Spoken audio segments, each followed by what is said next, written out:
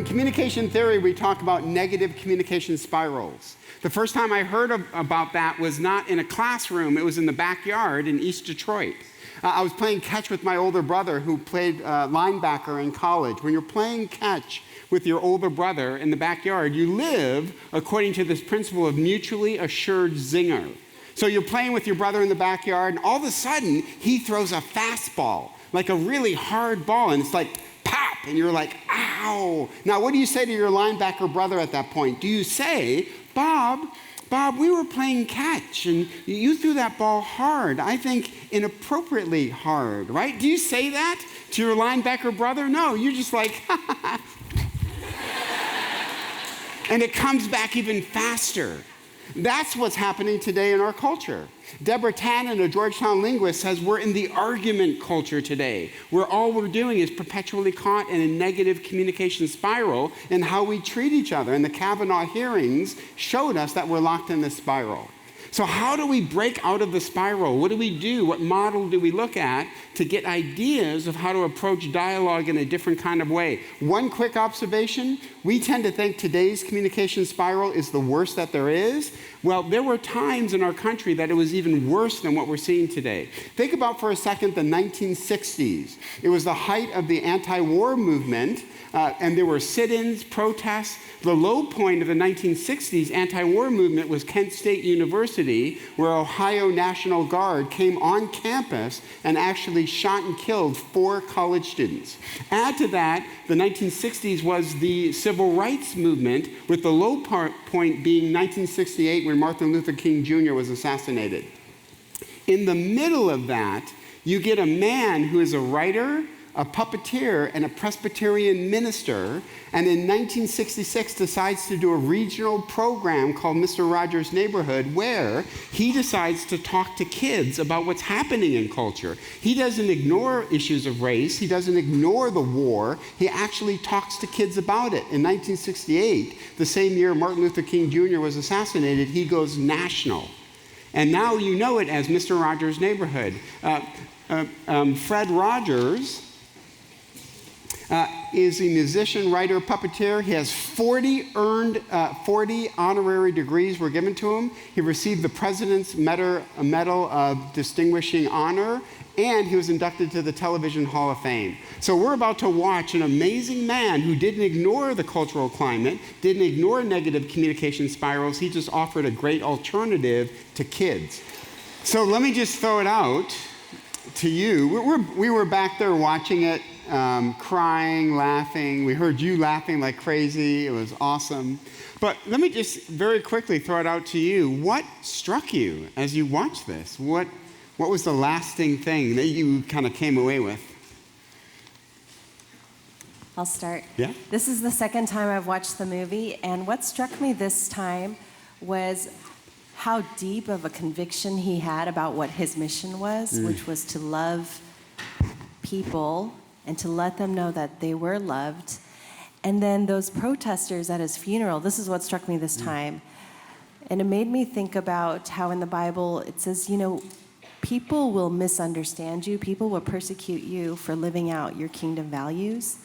And I think Fred Rogers was a good example of someone who lived out his values, and not everybody got it. He did not please everybody, and people really mischaracterized and were pretty horrible to him in some regards, and yet it was just that he knew what he needed to do.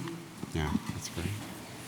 I similarly picked up on the depth of the ways he lived out his theology. I think early on in the movie, someone said that his theology was to love neighbors and to love himself, to love yourself, and I'd throw in there love God. That was clearly evident. I've been studying the idea of how our spirituality is deeply wrapped up in our embodiment in our bodies, and that our bodies are important for our spirituality as well. And he so deeply held that theology that he even tried to keep his weight at 143, right? I love you. And to think of the discipline he had, no wonder if that was his discipline, if that's what he believed so deeply, that he lived it in his body, no wonder he leaked love everywhere. And it wasn't a weak kind of love, right? At the very end, he talks about goodness, and goodness being deep and even sharp in some ways. And the ways he lived that out was just phenomenal. I loved where it said, where someone said that he didn't wear a collar, he wore a sweater. And it was a communication that spoke directly to the heart, especially to children's hearts. And I think that's powerful, that it was a reflection of who he was, or that it wasn't necessarily his words. A lot of times it was his silence. And I think that he's a pure reflection of salt and light, and people had never seen anyone like him before, and so they mischaracterized him a lot and wondered many things about him. But I feel like the documentary itself as well is a reflection of Fred Rogers, because it's not heavy-handed. It's very much salt and light without being too wordy or too heavy. Yeah. I meant what I said in the introduction to our time, that those of us who study communication, we're in a very difficult place as Americans. We're caught in a negative communication spiral. People have separated themselves into groups. At a time we need to learn to talk to each other. We're not talking about immigration. We're not talking about sexuality. We're not talking about any of these issues because we're embroiled in the argument culture today. And I love what he said right out of the gates. He said, love is the root of everything, and make goodness your goal. And I think as Christian communicators, that is paramount, that we recover that. Remember that great scene where PBS is trying to get funding, and there was that Senator Pastori, and how just like a brick wall, it'd be talking to him. He had such a negative attitude, and here's Mr. Rogers in such a calm, collective way talking to him. I thought of the proverb that says, Proverbs 15:1, a gentle word turns away wrath. And I think we've lost that today as Christian communicators. I think we need to go back to goodness. Paul says in Romans, goodness can overcome evil. But I wonder if we don't believe that anymore because we've been brought up in the argument culture. So I think that's something we just need to reclaim. Let me ask you this question. I was struck with these duologues that we have in our brain, right? This, when they were, where the singing was going on, I'm a mistake on one hand, and on the other hand, I'm not, I'm special. And I can't help but think that for students as well as faculty, that happens all the time as well. So what would be some of your thoughts for students who, they're in school, they have a grade point that's hanging over your heads all the time, and as professors, we get promoted and we have to do annual reviews, and there's idea evaluations at the end of every class. I remember one student saying, Dr. Muehlhoff, what do you think about this ratemyprofessor.com? And I said, well, we have ratemystudent.com. It's called your grade, kind of a thing like that. So what would be, one, what's your struggle as you listen to those two voices? And then what would be your advice to them as they hear these dueling duologues that we often face as students and faculty and Christians? What's your experience with that, and how do you negotiate that in your own life? I love the scene where Daniel Tiger was singing about being a mistake, and then the lady was saying, I think you're okay. But then the person who's commenting on that whole scene unfolding, she's saying, it wasn't an easy fix. Like, he didn't be like, oh, thanks, I'm better now. Because she said, it's not so easy to quiet a doubt. I think those are the words she used. And he turned that into a duet. So it wasn't just his doubt, but he was still in his doubt and fear, but he could also hear a voice of support. And I think sometimes it's easy to want to just get rid of the bad feeling. And I think Mr. Rogers was an example of, no, let's attend to that feeling, whatever that is. And the reality that bad feelings don't go away so easily, but we can add the message of love and the message of support at the same time, so the bad stuff is not the only thing we're hearing. I thought that was quite powerful. And sometimes I think it's so for me, I have a pretty strong critical voice in my head for sure. This morning something happened that kind of got me a little bit spinning. And I know the people that I can reach out to over text and say, this is kind of happening right now. Can you just pray for me as I manage this? And always the words of love that return from people who know me and love me. And I can hold on to that external thing even when the internal thing can be a little bit challenging. And I think also that's part of my journey. That's part of reality of these things happen. The negative thoughts are sometimes there, but to just know what to do when they come, and to trust the voice of love that's coming in as well. Dean, let me ask this to you specifically. So you're a filmmaker. So for you, it's even more pronounced, right? You put a film out there, and I just had my first bad book review. And you're just reading it, you're like, well, that just ticks me off that they just, it was weird. So, but as a filmmaker, you must have the critic's voice, people's voices all the time. How do you negotiate that as a filmmaker and as a Christian? As anyone in the creative field knows, that's part of what we do is put something out there and get critiqued for it or get criticized, as many of my students know. And the important thing, I think, is not to find your self-worth in those things that you create or those things that you do. That art should exist outside of your own self-worth. And so I think as a Christian, obviously our self-worth should be grounded in who Christ has made us. And that's a very important truth that I had to wrestle with, that I had to come to terms with before I could become a full-fledged, three-dimensional filmmaker. Yeah. I thought it was interesting that you had the Eddie Murphy kind of that, which was sort of I don't know, playful-ish, but then you had the Jim Carrey one that just seemed mean-spirited. And I just wonder how Mr. Rogers negotiated that. I mean, that's hard when the critique is public, that everybody's seeing it and even laughing at the caricature. And as Christians living for the kingdom, we're going to have to find a way to negotiate that. We're going to have to find a way of saying, there's going to be times we're going to be harshly critiqued for doing kingdom principles, and yet at the same time, we do need friends, but we also need to listen to what God says to us, what Jesus would say to us as we're trying to pursue his agenda and his kind of a kingdom and things like that. So I was really, let's go back to Christina, what you were saying. I was really struck by the God hates fags protest.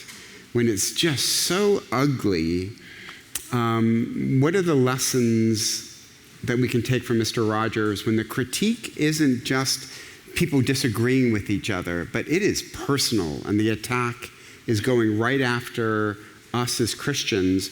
What are the lessons to be learned from Mr. Rogers, and how do we respond when the attack is just really ugly and personal and hurtful? What maybe can we glean from that? I mean, I think when he says that the greatest evil is making someone feel less than they are. I mean, that's a really powerful statement, that it really is about human dignity and respecting others, and like you said, that his greatest command was to love others and to love himself. Yeah. I thought it was interesting. It relates. So at the end, so the guy was saying, I went up to the protesters because that's what Fred would have wanted, right? And I think when Fred Rogers was saying, he loves everybody, or he's trying to love everybody, that included those protesters too. When he was interacting with the senator, and that senator was like a brick wall, and what he said was, I trust that you will read what I wrote. And I thought that was very powerful, because he was saying, I'm willing to lend you trust first. When actually nothing in that interaction probably made him think that the senator was going to read any of that. But it was a very proactive, loving statement to say, I trust the good in you. There is something good in you. And even to the people who were against him, How do we do that while at the same time having anger? Because remember how they said he grew up in a home where he wasn't allowed to express anger? He expressed anger through music and other things. As Christians, how do we rightly have anger and angry feelings? Because we'll have them, but be good and give and lend trust and all of that. It's a tension. Yeah. Think about 1 Peter. 1 Peter, many date it before Nero's persecutions. So this is going to be the ugliest persecution, one of the deadliest persecutions the ancient church is going to have to negotiate. What does Peter say in a letter that is meant to travel around to all the churches? He says this: when insulted, I do not want you to insult in response. I do not want you to do that. Rather, I want you to bless that person. Bless, we get the English word eulogize, to speak well of a person. So to bless a person when they're trying to hurt you, and to do it in a Mr. Rogers kind of way, I think we've kind of lost that today. So we want this to be a dialogue, so how about our first question? How can we display the countercultural presence of Mr. Rogers in the TV and movie industries today amidst the political tensions that are present? If only we had a film prof on the panel. Oh, Dean.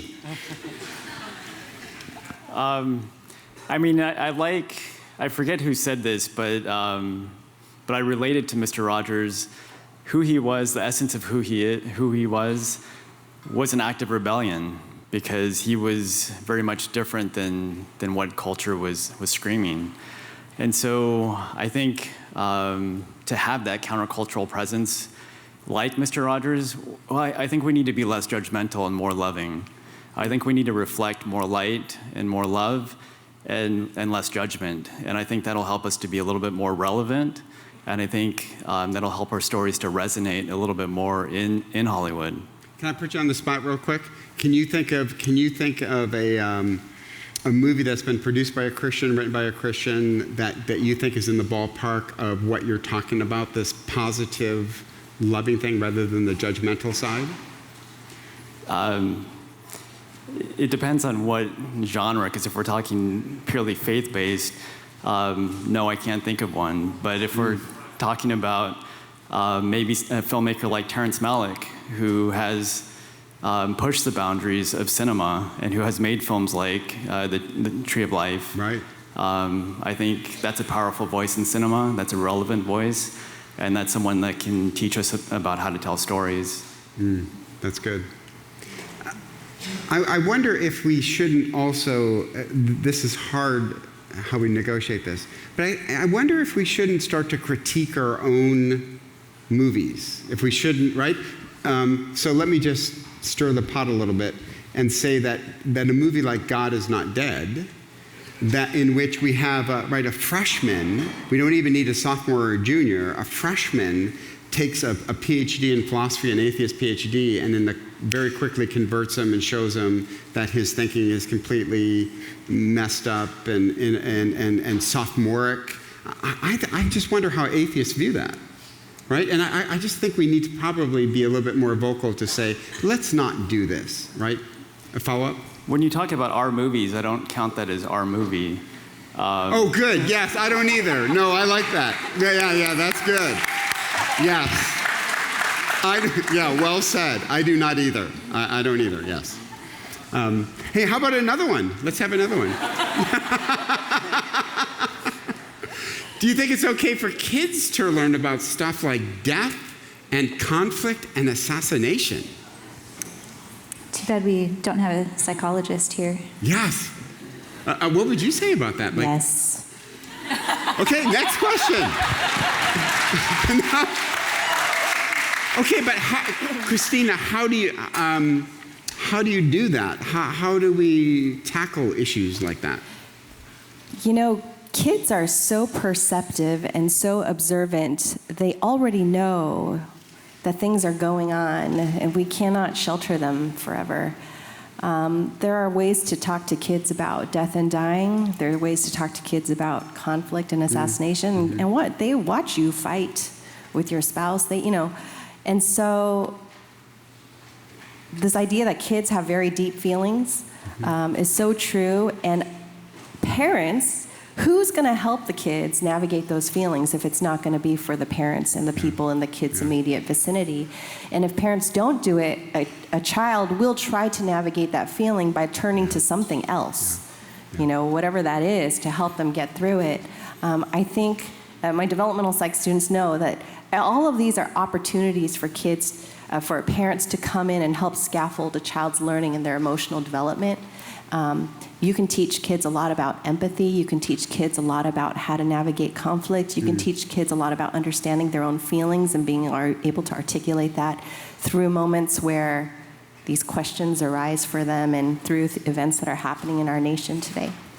Lisa, let me ask you this question from a student development perspective. So sociologists are very interested today that there's a new category called nuns, those who would say, I do not associate myself with any religion whatsoever. 78%, according to Barna Research, of the nuns grew up in a traditional Christian or religious family. And yet they're forsaking it because they had deep questions and found within their Christian community or Christian family there was no place to go with these deep questions. So Lisa, what kind of environment can we create here where people can actually talk about doubt and hard questions they have about their faith or things that just don't make sense? I want to go back to his theology of love, loving God, loving neighbor, loving self, because if it's true that perfect love casts out fear, Scripture tells us that, then we shouldn't be afraid to ask those hard questions and to admit that sometimes I do doubt, or sometimes I am too self-critical, or whatever it may be. I think I am concerned, like you've referenced, that some of the leaving the church is because there's a lack of honesty about what's really real and what's really true, and space to unpack what's happening. I think love can be the boundary to hold it in and to not be afraid that somebody's going to be pushed away because we're talking about a hard thing. But it's also hard work. It's not easy. It's complex. Yeah. I read a book this summer called Becoming Dallas Willard. Dallas Willard is one of our great Christian thinkers, spiritual formation, and he passed away. And I so appreciated the book that they talked about he struggled with depression. He struggled with deep self-confidence, and this is Dallas Willard, who struggled with deep self-confidence issues, and he even struggled with workaholism, is what his wife kind of commented. So I was so thankful that a man I so admire like Dallas Willard had doubts, wrestled with self-image issues. I never would have attributed that to Dallas Willard. Hey, how about one more? Another question. Isn't Fred Rogers' philosophy of accepting ourselves for who we are and loving ourselves like that in stark contrast to the gospel, which states that all men and women are evil and only the changing power of Christ can give us any hope? Take it away, panel. Yeah. No, I'm kidding. I think I want to look at that phrase that says that the gospel says that all men and women are evil. I don't think that's what the gospel says. In Genesis 1, God created the world good. And I think a speaker said this at Torrey, actually. God created the world good, good, good, good, good, good. And then when he got to man and woman, he called them very good. And yes, we are fallen. Yes, we are sinful. But God so loved the world that he gave his only son. That is the gospel. There is the goodness of God, the character of God is in us. And when the Spirit is in us, because we have received the Spirit, oh, that is very good. That is good. And I think, this speaks a little bit to the way the fight, I think, the passive fight that Mr. Rogers was engaging in was the conflict and the tension and the war that was happening in the 1960s. And it is love that heals that. We don't hear it directly in Mr. Rogers' neighborhood, but he is oozing a love that comes directly from God. And then the movie itself was not made by a Christian. I would be interested to dig a little bit more into his theology and how he lived that out in his personal life. How would we handle that tension of the fact that people are, in a sense, fallen, rebellion against God, how the Bible frames that, which basically we live by our own self-interests. We try to run the world rather than subscribe to kingdom principles. But at the same time, people are deeply, profoundly loved by God. And my translation of Mr. Rogers would be, you don't need to do anything to be loved by God. God foundationally loves you, and yet there is this sin issue that separates us from the love of God. So maybe, how do we negotiate saying both things to to a person equally? How would we frame that? I think that's what speaks to our need for a Savior, right? So when I look at somebody who is not Christian, I'm not going to say that that person is not loved by God, because they're loved by God. Yeah. That's why we want them to know the good news of the gospel. And the sin piece of that is very real. So the things that we do, the things that come out of our hearts deep inside, are not naturally good things. But that doesn't mean that we're not created in God's image. It's the tension of both of that. And that when you receive Jesus Christ as your Savior, that God sees you through that lens now, right? It's like that He saved you from that sin. Not that we don't struggle with sinful things every day, right? We're in this process of sanctification, but I think that's what we need to hold on to. I've heard the critique, especially in psychology, where people say, oh, isn't psychology so focused on self-esteem? And that's not really a good thing, loving yourself. What's interesting to me in the Bible, it says, love your neighbor as you love yourself. So if you can't love yourself in an appropriate way, then you really can't love somebody else if you can't do that well, right? Yeah. Yeah. In order to love, we have to be healthy ourselves. Yeah, good. Next question. These are great. People criticize Rogers regarding a supposed lack of constitution challenging his manhood. For the psychologist and the communications professor, can you talk about how you understand his constitution? I'm thinking particularly about the very short and powerful part of his will and how it pressed on so unwaveringly. I teach a gender class, and I think one of the horrible things we have done is talk about masculinity, femininity in such stark, stereotypic ways. We basically take masculinity and make it hyper-masculine. So when I first got here, I went to a men's retreat. I have 3 boys, so we kind of went to this men's retreat. As we walk into the men's retreat, the whole driveway is lined with Harley Davidsons, and then you walk in, you have this steak dinner, and you walk in, they're showing these action movies with the sound off, but it's in the back, all these great, Braveheart and things like that. Then the MC rappels down from the roof, dressed in camouflage, and when he lands, he gives a Nordic yell. It's like, oh! And we all went, yes! And I honestly thought to myself, I was a theater major in college. Thank you, yes. So I honestly thought, Christina, as I'm watching it, now I had boys who played sports and all that kind of stuff, and I played sports, but I thought about, what about the dad who's sitting there who loves poetry? What about the dad who's sitting there who very much is more like Mr. Rogers in temperament, and we've just said this is hyper-masculinity, and I'm thinking, hey, where is it in Gethsemane, Jesus is weeping and falling and weeping before God, and how is that not informing our masculinity as much as the judges in the Old Testament? So I think we do such a number for men within Christianity that masculinity looks very cookie-cutter-ish and prefigured, and I think it does great damage to so many of our men that really do fall into the Constitution. And what a brave man. In face of criticism, he's keeping going and he's not stopping. I think that's hugely masculine and admirable. But from your perspective? No, I totally agree. There's this documentary, The Mask You Live In. Have you seen that? The Mask You Live In? Yes, The Mask You Live In. Really good. But yeah, the hyper-masculinity kind of culture that we've created. When I first saw Mr. Rogers and this, I wondered too. I wonder, is he gay? So I'm glad that they answered that question in the documentary, because I kind of wondered about that too, because he presents in such a way that's so different from how we see what's masculine.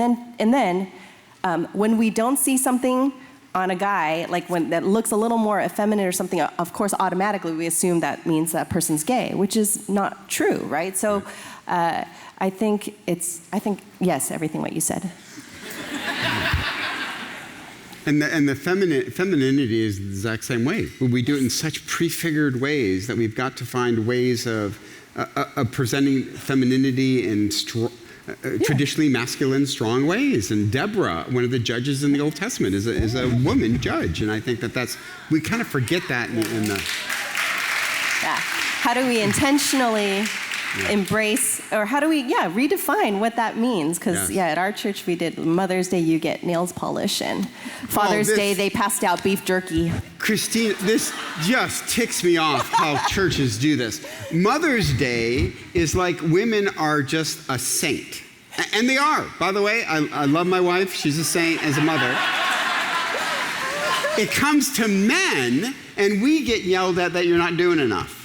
So Mother's Day is always this grand, and then as dads, men, we get to listen to, what's the Harry Chapin song?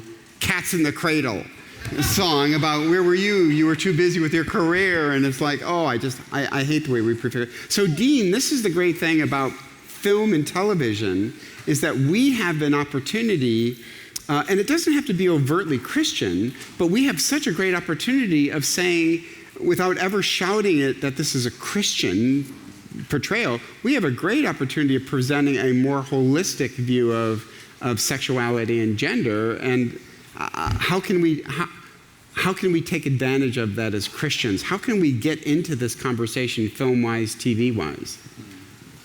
I mean, like I had mentioned, I think being relevant, wanting to be a part of the conversation in the first place, wanting to engage with people and with your audience, I think those are all very important things as a filmmaker, as a communicator. Is the first step is the desire to actually engage with people that are different than you. As a Christian, I mean, I forget who said that quote, but it's like preach the gospel always. If necessary, use words. And so I think in whatever you do, you just hopefully are just yourself and are a reflection of God's light and grace, and everything else comes through that, through you, without ever having to be heavy-handed about it. And we have to allow our filmmakers and our artists to present complex views of humans, but we put such a tight filter on that. So I don't want to name this movie by name. I actually really liked it. It's a Christian movie, but it was PG. Captain Underpants had come out that weekend, and it was PG. So here you've got a PG movie, and at one point, the main character is struggling with alcohol issues, and he's mad at his wife, and he's literally tearing up the apartment, and then he throws in a, "Dang it!" And the audience laughed. And I was like, listen, come on, we're not going to present complex people if we can't give them more than a dang it. You know what I mean? I agree. I think this isn't being taped, is it, Dean? Is this being taped? This should not be taped. Let's see how tenure works. Okay, but go ahead. But do you agree? I mean, do you know what I mean, Dean? Is we got to present complexity. Absolutely. I think it's so important as Christians to be honest with our work. I think we need to tell the truth about how life really is.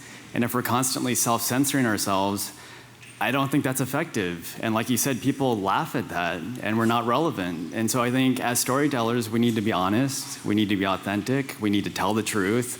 And sometimes that truth is hard, and sometimes it's gritty, but I think it's effective and it's powerful, and ultimately it's gonna prevail. And that's what I love about Mr. Rogers. He didn't shy away from assassination, death, racism. I love the fact that he treated complex things in a complex way. I love that. Hey, how about a couple more as we wrap this up? One more question. Did you watch Mr. Rogers? If so, can you tell us something that impacted you from watching it earlier in life? So let's just go right down the road. Did you watch? I did when I was younger, and I don't remember liking it. Oh.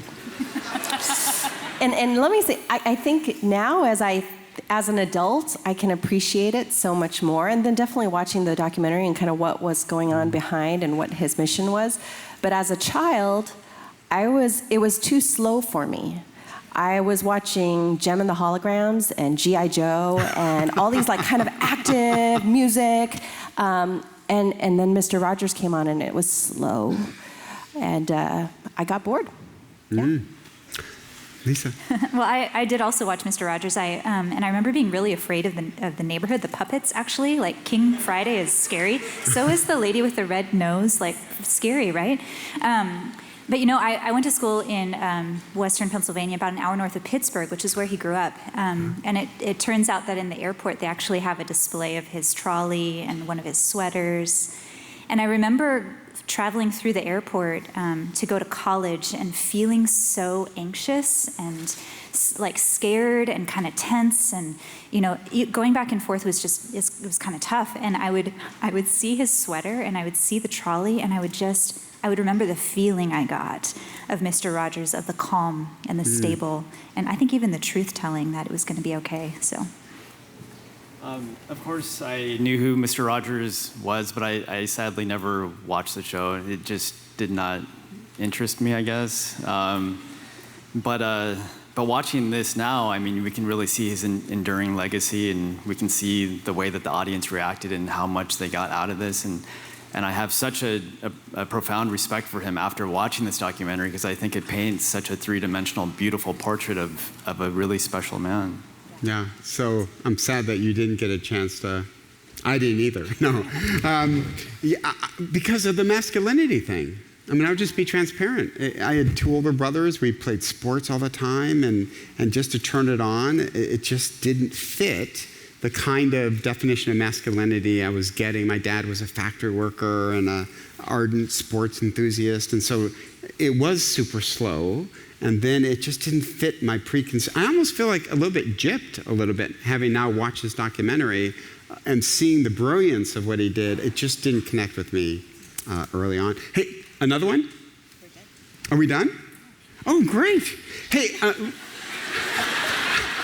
Lisa, do you want to do this? You had a great idea of how to end our time, and I thought it was great. So at the very end, we hear Mr. Rogers, I think it was at a graduation, and he actually, I think, was a little ahead of his time. So in neuroscience, we've now learned that children's brains actually form based on their interaction with their parents. So when he says, someone smiled you into smiling, and talked you into talking, and loved you into loving. And at the very end of the movie, the filmmaker had each person they interviewed think about that person for just a moment. So I thought we could all end by doing that, to think for a moment about the person who smiled you into smiling, and talked you into talking, and sung you into singing, and loved you into loving.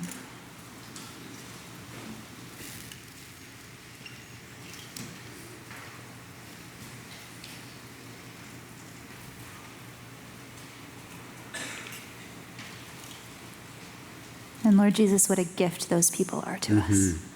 I just finished a book on gratitude, where he said to complete the cycle would be to reach out to that person, if that person's still alive, and just complete the cycle by then going back to that person and saying, hey, I just want you to know what you said to me. And it could be a parent, it could be a sibling, to say, hey, that really meant so much to me when you said that. That'd be a nice way to kind of complete that circle.